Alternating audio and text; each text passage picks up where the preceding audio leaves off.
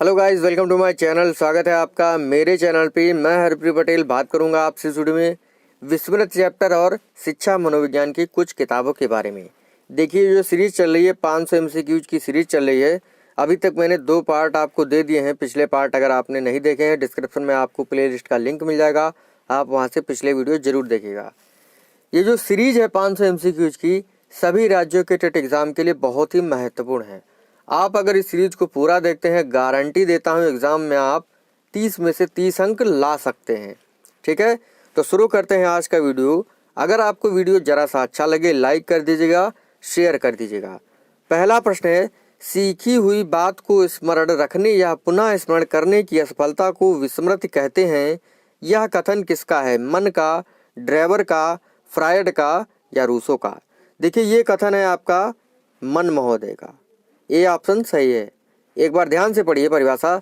सीखी हुई बात को स्मरण रखने या पुनः स्मरण करने की असफलता को विस्मृति कहते हैं, ये कहा है मन ने। अगली परिभाषा है, विस्मरण वह प्रवृत्ति है जिसके द्वारा दुखद अनुभवों को स्मृति से अलग कर दिया जाता है। किसने कहा है? देखिए, ये कहा है फ्रायड महोदय ने। फ्रायड में फ्रा आ रहा है, यानी फ्राई करना हम ले सकते हैं। देखिए, इसको कैसे याद रखेंगे? अलग करना।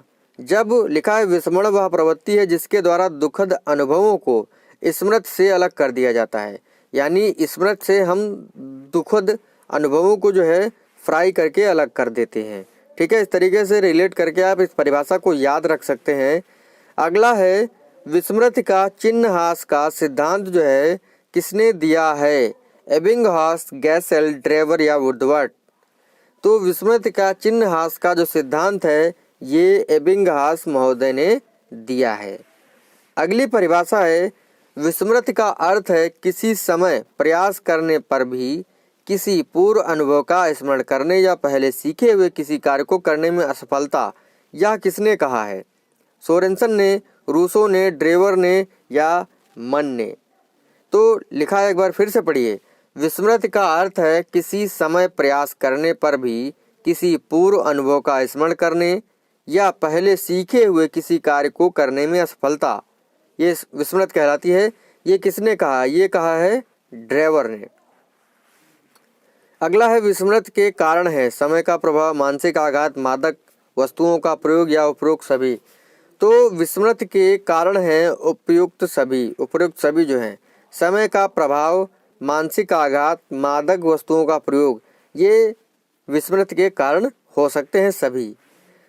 अगला प्रश्न लिखा है, किसने कहा है कि भूलने में हमारी इच्छा की प्रधानता होती है? गैसल, पियाजे, फ्रायड, स्किनर? किसने कहा है भूलने में हमारी इच्छा की प्रधानता होती है? ये कहा है फ्रायड महोदय ने। ठीक है, इस चीज़ को आप लोग ध्यान रखिएगा। पियाजे महोदय स्विट्जरलैंड के निवासी थे।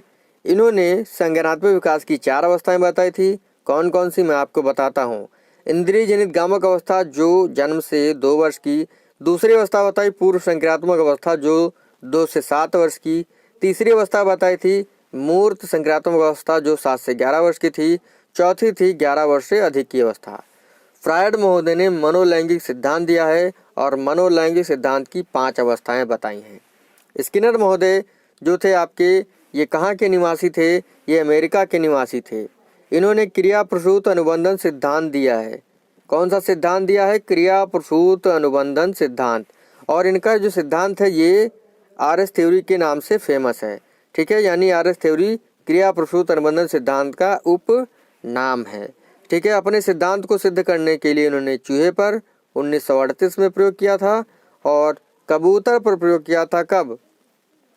कबूतर पर प्रयोग किया था 1943 में। इन पॉइंट्स को आप लोग ध्यान रखिएगा। ठीक है, पावलाव ने जो है कुत्ते पर प्रयोग किया था और पावलाव का जो सिद्धांत है वो शास्त्रीय अनुबंधन सिद्धांत कहलाता है। अंतर्दृष्टि का सिद्धांत के प्रतिपादक जो हैं उसमें वर्दीमर, कोहलर, कोफा जुड़े हुए थे। ठीक है, वनमानुष का नाम जो था सुल्तान था और प्रयोग किसने किया था? कोहलर ने। ठीक है, थांडाइक ने अपने उद्दीपक अनुक्रिया सिद्धांत को सिद्ध करने के लिए बिल्ली पर प्रयोग किया था और उनका सिद्धांत एसआर थ्योरी के नाम से फेमस है। ठीक है, पावलाव का जो सिद्धांत है शास्त्रीय अनुबंधन सिद्धांत, जिसे सीआर थ्योरी कहते हैं। यशोआर थ्योरी जो है वो वुडवर्थ की है। ठीक है, एस मतलब होता है स्टिमुलस यानी उद्दीपक, ओ होता है इसमें ऑर्गेनिज्म और आर होता है रिस्पांस। रिस्पांस मतलब अनुक्रिया। ठीक है, अगला प्रश्न है विस्मृति का सिद्धांत नहीं है।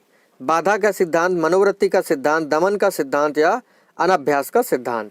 देखिए विस्मृति का जो सिद्धांत नहीं है, ये मनोवृत्ति का सिद्धांत जो है ये सिद्धांत विस्मृति का नहीं है। बाधा का सिद्धांत, दमन का सिद्धांत और अनाभ्यास का सिद्धांत ये विस्मृति के सिद्धांत हैं।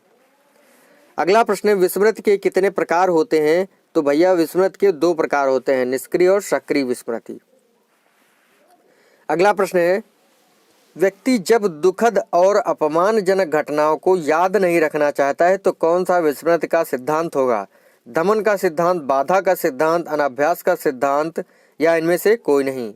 तो ये होगा आपका दमन का सिद्धांत। यानी जो व्यक्ति है वो दुखद अनुभवों और अपमानजनक घटनाओं को अपने अंदर दबा देना चाहता है, याद नहीं रखना चाहता है, तो ये होगा दमन का सिद्धांत।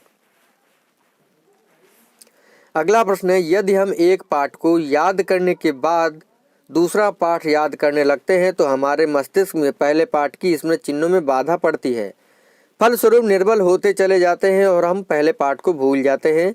विस्मृति का कौन सा सिद्धांत होगा। दमन का सिद्धांत, अनाभ्यास का सिद्धांत, बाधा का सिद्धांत या इनमें से कोई नहीं। देखिए एक पाठ ऐसा है, दूसरा पाठ ये 2 पाठ हैं। ठीक है, आपने एक पाठ तैयार किया और दूसरा पाठ जब तैयार करते हैं तो आप पहला पाठ भूल जाते हैं। यानी जो पहला पाठ है वो दूसरे पाठ को याद करने में बाधा उत्पन्न करता है, इसीलिए ये आपका बाधा का सिद्धांत होगा। ठीक है, देखिए पीडीएफ नोट्स लेने के लिए आप 7849880187 इस व्हाट्सएप नंबर पर कांटेक्ट कर सकते हैं। और जो भी पीडीएफ नोट्स लेना है आपको वो सब पेड हैं, इस चीज़ को आप लोग ध्यान रखिएगा। बिना मतलब में मैसेज मत करिएगा कि सर मुझे पीडीएफ दे दीजिए, क्योंकि मुझे पता है आप लोग जो है फ्री की जो चीज़ मिल जाती है उसकी कोई वैल्यू नहीं करते हैं। जब आप कुछ पे करेंगे तो आप जो है उन प्रश्नों को पढ़ेंगे, उन नोट्स को पढ़ेंगे। ठीक है, अगला प्रश्न है कि अगला प्रश्न नहीं, अगला टॉपिक है शिक्षा मनोविज्ञान की पुस्तकें, चौथा पार्ट है। ठीक है, देखिए पुस्तकें हूबहू जो है एग्जाम में पूछी जा सकती हैं। 10 पुस्तकों को मैंने इसमें शामिल किया है और सभी की सभी महत्वपूर्ण है। ठीक है, इस चीज़ को आप लोग ध्यान रखिएगा। पहले पुस्तक है इमोशनल साइकोलॉजी। पुस्तक किसकी है। प्रेयर, रूसो, गोलमैन, नन। देखिए इमोशन माने होता है भाव, जो हमारे अंदर संवेग होते हैं, प्रेम है, क्रोध है। तो इमोशनल साइकोलॉजी लिखा है गोलमैन ने। हमारे अंदर जब प्यार के भाव आते हैं तो हम गोलमोल हो जाते हैं, इस तरीके से याद रखेगा। अगला है एक्सपेरिमेंटल साइकोलॉजी। पुस्तक किसकी है। रॉस की, बिने की, नन की, वुडवर्थ की। एक्सपेरिमेंटल साइकोलॉजी जो है ये वुडवर्थ महोदय ने लिखा है। आपका ऑप्शन जो है डी सही होगा। देखिए जो भी हम एक्सपेरिमेंट करते हैं, जो भी हम कलाकृति बनाते हैं तो हम जो है उसको जो है वुडवर्थ मतलब लकड़ी पर, वुड पर बना सकते हैं। इस तरीके से आप इस पुस्तक को याद रख सकते हैं। अगला है एमिल। पुस्तक किसकी है। मन, रूसो, पोलोसैंकी, गुड। देखिए जो एमिल पुस्तक है इसमें मिल लिखा है, तो कहाँ मिलो। रूस में मिलो। तो एमिल पुस्तक जो है ये रूसो महोदय की है। अगला है the mind of the child. पुस्तक किसकी है। Skinner, prayer, Mahatma Gandhi, अरस्तू। देखिए जब हम प्रेयर करते हैं तो प्रेयर में हमारा जो माइंड होता है वो बच्चे की तरीके से प्रवृत्त होता है, तो the mind of the child पुस्तक प्रेयर की है। अगला है एडोलसेंस। पुस्तक जो है ये किसकी है। John Locke, Stanley hall, Galton या रेमन। एडोलसेंस पुस्तक जो है यानी किशोरावस्था जो है 12 से 18 वर्ष की होती है। शैशवावस्था जन्म से 5 या 6 वर्ष की अवस्था होती है। बाल्यावस्था जो होती है 6 से 12 वर्ष की अवस्था होती है।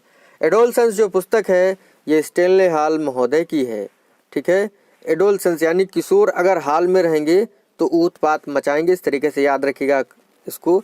अगला है रेरिडेटरी जीनियस। पुस्तक किसकी है। गाल्टन, स्किनर, रूसो, मन। रेरिडेटरी जीनियस पुस्तक जो है ये भैया गाल्टन महोदय की है। ठीक है, देखिए जो जीनियस होता है उसका गाल जो होता है वो टन का होता है। ठीक है, उसकी बात जो होती है टन की होती है। अगली पुस्तक है एम्पेरिसिज्म। जो है पुस्तक है या किसकी है। थार्नडाइक की, जॉन लॉक की, रूसो की, वाटसन की। एम्पेरिसिज्म जो पुस्तक है ये जॉन लॉक महोदय की है। अगली पुस्तक है लर्निंग एंड कनेक्शनिज्म। पुस्तक किसकी है। स्किनर, पावलोव, थार्नडाइक, मन। लर्निंग एंड कनेक्शनिज्म जो पुस्तक है ये थार्नडाइक महोदय की है।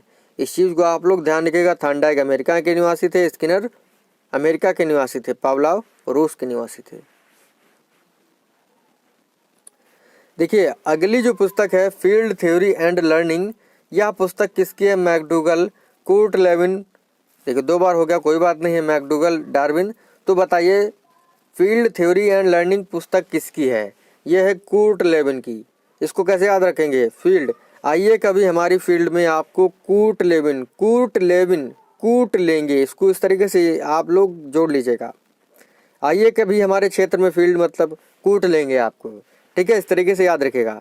अगली पुस्तक है बायोग्राफिकल स्केच ऑफ इन्फेंट। ये पुस्तक किसकी है? डार्विन, नन और लैमार्क की। तो ये पुस्तक है डार्विन महोदय की। इस चीज़ को आप लोग ध्यान रखिएगा। इस प्रकार से जो आज के हमारे 20 प्रश्न थे विस्मृत चैप्टर और आपकी जो 10 पुस्तकें हैं इनको एकदम रट लीजिएगा, क्योंकि पुस्तकें ऐसी होती हैं शिक्षा मनोविज्ञान की जो याद नहीं होती हैं। थोड़ा थोड़ा करके अगर आप याद रखेंगे तो आपको याद रहेंगी। थ्योरेटिकल पोर्शन की वीडियोस में जो है आपको मैंने 40-45 पुस्तकें बताई हैं। अगर आपने उसको नहीं देखा है डिस्क्रिप्शन में आपको उसका लिंक मिल जाएगा। आप 40-45 जो पुस्तकें हैं उसकी लिस्ट बना लीजिएगा और तैयार कर लीजिएगा, ठीक है, क्योंकि एग्ज़ाम में कुछ भी पूछा जा सकता है। ये मत सोचिएगा कि मैं जो पढ़ा रहा हूँ वो आएगा, वो भी आएगा, लेकिन बाई चांस हो सकता है कुछ इधर उधर भी पूछ लिया जाए, तो आपको खुद से भी तैयारी करनी है। तो आज के 20 प्रश्न यहीं पर समाप्त होते हैं। मिलते हैं आपसे अगली वीडियो में। थैंक यू फ्रेंड्स, धन्यवाद।